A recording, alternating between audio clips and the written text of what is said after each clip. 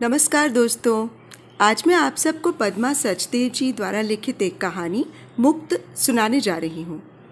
लड़कियाँ अपने माँ बाप को कष्टों से बचाने के लिए, उनको दुख देने से बचाने के लिए किस सीमा तक जा सकती हैं, ये कहानी उसकी पराकाष्ठा दिखाती है। तो आइए सुने कहानी मुक्त। 2 कमरों का घर भाएं भाएं कर रहा था। रसोई के आगे छोटी सी बालकनी में औंधे पड़े बर्तनों की तरह ही संध्या दोनों हाथों में चटाई को भींचकर गुच्छू मुच्छू सी पड़ी थी। उसके हाथों की टूटी कांच की चूड़ियों के टुकड़े जमीन पर लावारिस लाशों की तरह पड़े हुए थे। कलाई पर जमा खून और खरोंचे देखकर उसे अपने सोने की चूड़ियां फिर याद आ गईं। संध्या ने चटाई को हाथों से भींच लिया। उसकी सिसकियां फूट पड़ीं। उसकी आंखों की कोर में ठहरी आंसुओं की बूंदें बह निकलीं। उसके तार तार हुए कपड़े गुज़िश्ता रात की कहानी कहने लगे। बारिश अब थम चुकी थी। सिर्फ हवा में उसकी खुशबू थी या चिपचिपाते हुए माहौल पे मुंडेरों पर ठहरी बूंदें, पत्तों पर विश्राम करते जलकण और कहीं कहीं बच्चे की तरह लुढ़क जाने पर टप से शोर करता जल। उसे अचेतावस्था में मानो फिर सुनाई दिया, ठक ठक ठक। उसने अपने होठ भींचकर चटाई और जोर से पकड़ ली और होठों से हिकारत के साथ लफ्ज फूटे, फिर आया होगा हरामी। आंसू जोर जोर से बहने लगे। नाक के द्वार पूरी तरह से बंद थे। सिसकियों से उसकी छाती ऊपर नीचे हो रही थी। उसे लगा ठक ठक फिर हुई है।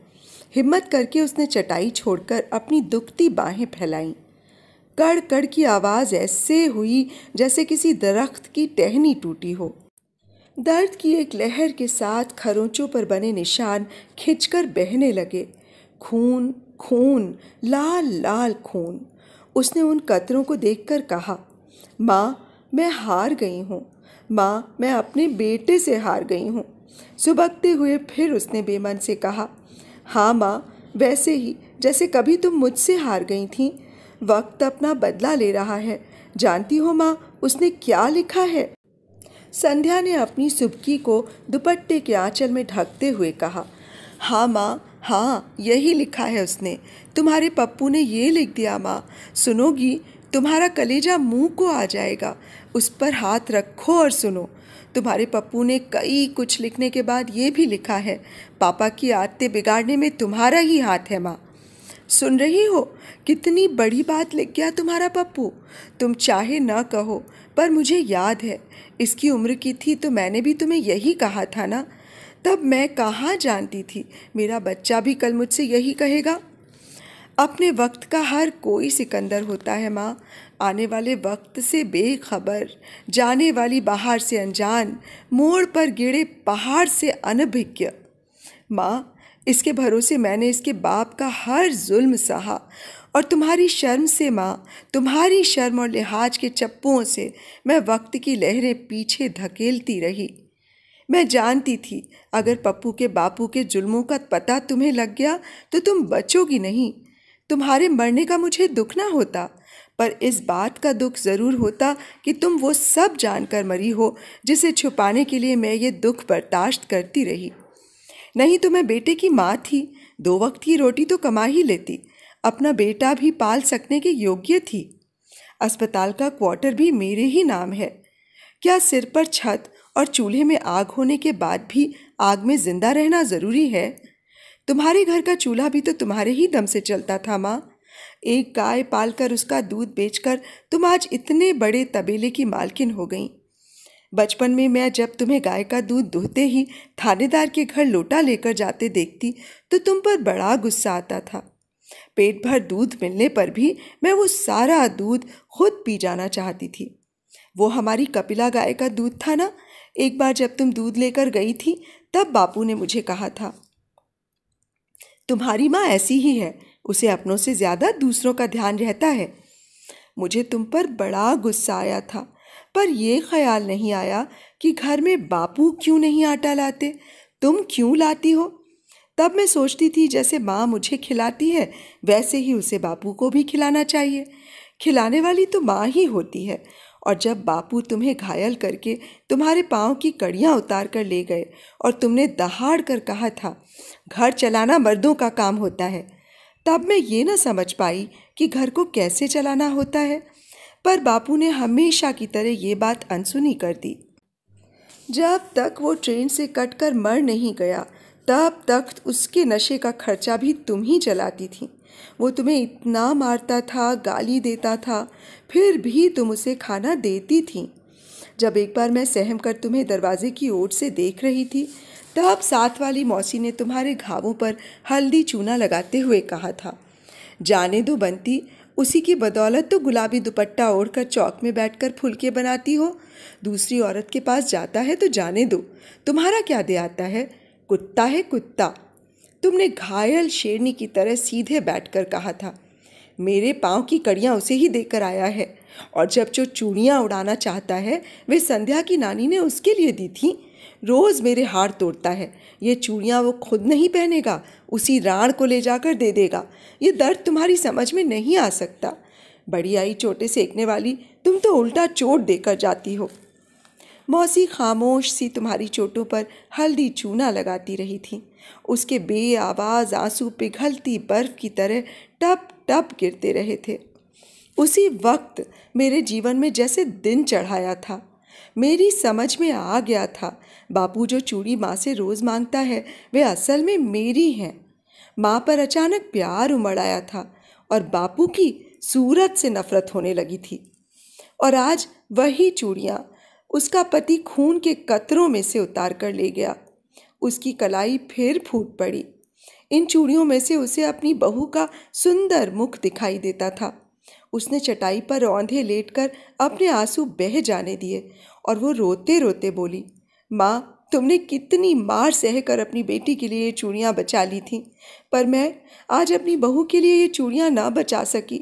मैंने कोशिश की थी माँ, मेरी कलाई पर ये रिश्ता खून इस बात का गवाह है।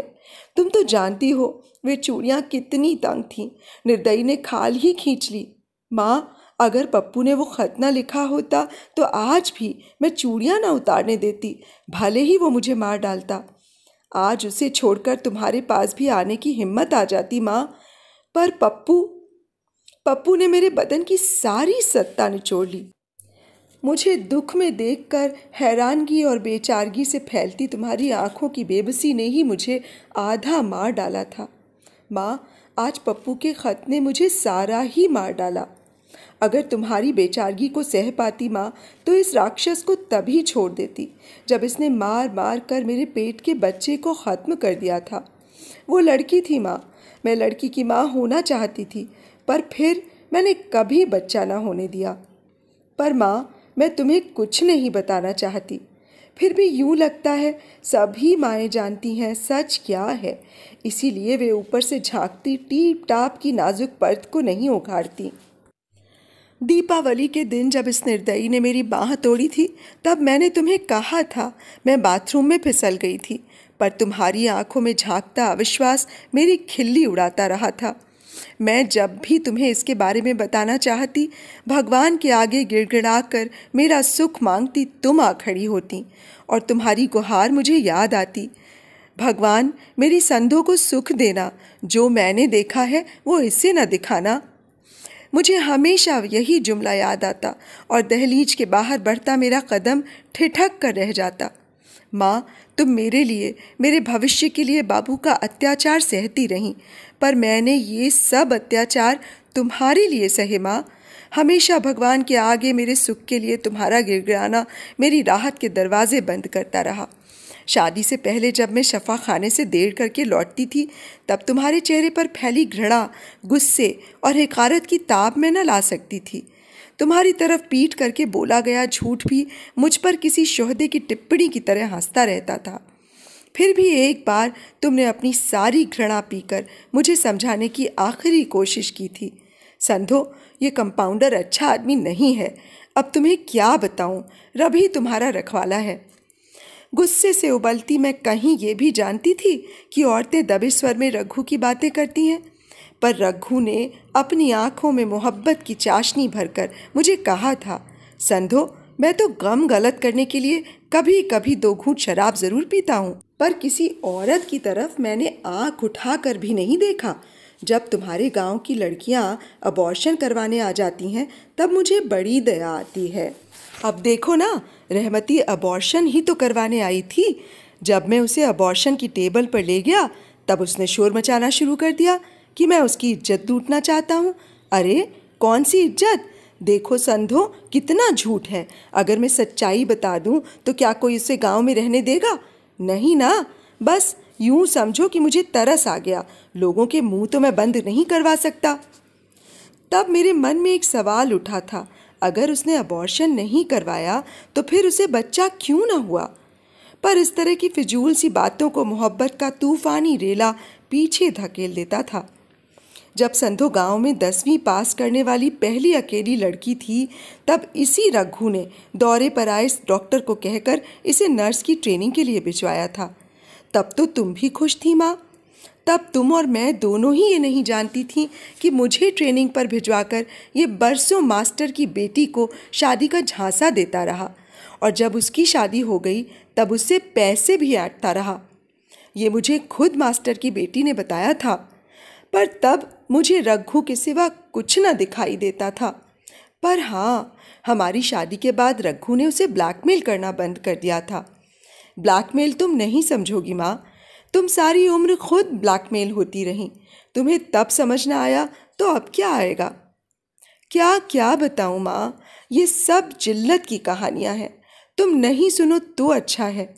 डॉक्टर वर्मा के साथ जब इसने मुझे तोहमत लगाई थी तो मैंने घृणा और गुस्से के मारे अस्पताल जाना बंद कर दिया। थोड़े दिनों के बाद जब 2-3 फाके लगे तो मुझे फिर नौकरी पर जाना पड़ा। पप्पू कहता, माँ दूध दो ना। मैं कहती, पैसे नहीं हैं। वो कहता, पैसे बाजार से खरीद लाओ ना। मुझे उसकी बातों पर तरस भी आता और प्यार भी। पर इसका बाप उन दिनों फिर गायब हो गया था और मैंने अस्पताल जाना शुरू कर दिया था। कोई भी डॉक्टर मुझे अपने वार्ड में नहीं रखना चाहता था। मैं अपराधिनी सी नौकरी पर जाती थी। इतनी बेहुरमती मैंने किसके लिए सही? तुम्हारे लिए माँ, और तुम्हारे इस पप्पू के लिए। और माँ, आज जानती हो उसने मुझे क्या लिखा है माँ? उसने मेरी जात को गाली दी है। उसने लिखा है मैं डॉक्टर वर्मा की रखैल थी। उसने लिखा है माँ, मैं तुम्हें नफ़रत करता हूँ, मुझे ऐसी माँ नहीं चाहिए। और माँ, उसने लिखा है मैं नहीं जानता मैं किसका बेटा हूँ, और मत पूछो कि क्या क्या लिखा है। ये रघु पिछले 8-10 दिन से गायब था तो मैंने सुख की सांस ली थी। मेरी रसोई के बर्तन चमकने लगे थे। मेरे आंगन की धूप मीठी हो गई थी। मेरे घर से हवा सहमी ठिठकी झिझकती द्वार से लौट न जाती थी। भीतर आकर एक जवान लड़की की तरह झूमती थी, अटखेलियाँ करती थी। मेरे बाल बिखर कर मुझे छेड़ते थे। मैं खुशी से खिल जाती थी। तभी पहले आई पप्पू की चिट्ठी और फिर आया यमदूत, तुम्हारा जमाता। तुम ठीक ही कहती थी माँ, यमदूत से ही जमाता बना है। इसने घर में घुसते ही घर की पूरी सांस रोक दी और बैठा भी नहीं, बादलों की गड़गड़ाहट की तरह बोला, जिस बेटे पर तुम्हें नाज था वो अब सब जान गया है। वो तुम्हारे मुंह पर थूकेगा भी नहीं। ला, अब ये चूड़ियाँ मुझे दे दे। अब तो उसकी बहू तुम्हारे गंदे हाथों की ये चूड़ियाँ कभी नहीं पहनेगी। ला, मुझे दे, कम से कम मैं इसका सदुपयोग तो कर सकता हूँ। मैं स्तब्ध रह गई। मुझे जितनी घृणा रघु पर आज हुई उतनी पहले कभी ना हुई थी। पप्पू का रहस्य मेरे सामने खुल गया था। जिस पप्पू को सेंध सेंध कर रखा था, जिसके भविष्य के लिए मैंने अपना वर्तमान दांव पर लगा दिया, उसने मेरी उम्मीद का दिया बुझाने के लिए एक सांस भी इस्तेमाल ना की। मेरा सारा मोह बह गया और उसके साथ ही बेदर्दी से रघु मेरे हाथ की सोने की चूड़ियाँ उतारता रहा।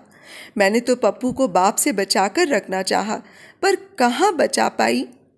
संध्या फिर चटाई पर रौंधी होकर लेट गई और बड़ी बेचारगी से कहने लगी, मैं हार गई हूँ माँ, मैं सच्ची हार गई हूँ। तुमसे सब कुछ छुपाकर रखने का जो मेरा संकल्प था वो भी हार गया। अब तुम सब जान जाओगी माँ, पर मैं कब तक फिसलती बात को पकड़ कर रखूँ? तुम मर जाओ माँ, ताकि मैं मुक्त हो जाऊँ। मैं कब आज़ाद हो सकूंगी? माँ के मरने की बात अपने ही मुंह से सुनकर संध्या जोर जोर से बयान करने लगी। माँ, तुम्हारे लिए क्या क्या सहती रही। मैं जानती थी रघु का असली चेहरा देखकर तुम बचोगी नहीं, पर माँ, मैं अब थक गई हूँ। अब मुझे पप्पू की कोई शर्म नहीं, तुम्हारा कोई लिहाज नहीं। हाँ, सब जान जाओ, सबको मालूम होना चाहिए मैं कितनी फर्माबरदार बेटी रही हूँ। मैंने माँ को कभी नहीं बताया मेरी बाँह कैसे टूटी, मेरे माथे पर कैसे टाँके आए, मेरी हंसुली कैसे गुम हुई, मेरे पैरों से कड़ियाँ कौन खींच कर ले गया। माँ, माँ, मैंने भी वो सब सहा जो तुम सहती रहीं, पर क्या हुआ? सब बह गया। मैं तुम्हारे मरने की दुआ नहीं करती, तुम्हारे मुक्त होने की फरियाद कर रही हूँ। तुम्हारी मुक्ति में ही मेरी आज़ादी है। माँ, जिस दिन रघु ने बरामदे से पप्पू की दोनों टांगें लटकाकर फेंकने की धमकी दी थी, उसी दिन मैंने इसे तुम्हारी सफ़ेद चांदी के रुपयों की पोटली थमाई थी। वो गुम नहीं हुई थी माँ, इसी हरामी को उसकी दरकार थी। मैंने सच को छुपाने के लिए हमेशा तुमसे झूठ बोला। मेरे पास और कोई चारा न था माँ। ठक ठक ठक। इतनी हल्की ठक ठक रघु की नहीं हो सकती। अब तो उठना ही पड़ेगा। पता नहीं इतने मुँह सवेरे कौन आया है। संध्या ने उठने की कोशिश की, दुपट्टे से छलनी जिस्म ढका और लड़खड़ाती हुई दरवाजे तक पहुंची। द्वार पर तारवाला खड़ा था। कभी इसकी पत्नी की पहली जचकी पर संध्या ने रात भर जागकर उसकी डिलीवरी करवाई थी। तारवाला भौचक उसे देखता रहा। उसने डरते डरते कहा, बहन जी, क्या बीमार है? रात में भी 2 बार द्वार खटखटाया, किसी ने खोला नहीं। मैंने सोचा आप सोई होंगी, सुबह आ जाऊंगा। तार ले लीजिए। संध्या के हाथ कांपने लगे। ये तार कहीं माँ का तो नहीं? उसके मन में कुछ घुड़का। उसने कहा, माँ, तुम मरना नहीं। नहीं माँ, मैं तुम्हें सब बताऊंगी माँ, पर तुम मरना नहीं। मुझे तुमसे बल मिलता है माँ। उसने सोचकर डरते डरते तार खोला और दीवार से घिसटती घिसटती चौखट पर बेहोश हो गई। तो अभी आप सुन रहे थे पद्मा सचदेव जी द्वारा लिखित एक कहानी मुक्त। बहुत ही हृदय स्पर्शी कहानी थी दोस्तों। यदि आपको मेरा वाचन पसंद आया हो और आपने अभी तक मेरे चैनल को सब्सक्राइब नहीं किया हो, तो प्लीज़ मेरे इस चैनल को सब्सक्राइब कर लें और मेरी कहानियों को लाइक और शेयर भी कर लीजिएगा। और हाँ, बेल आइकन ज़रूर दबा लीजिएगा, जिससे मेरे आने वाली कहानियों की नोटिफिकेशंस आपको मिलती रहे। तो अब मुझे इजाज़त दीजिए। नमस्कार।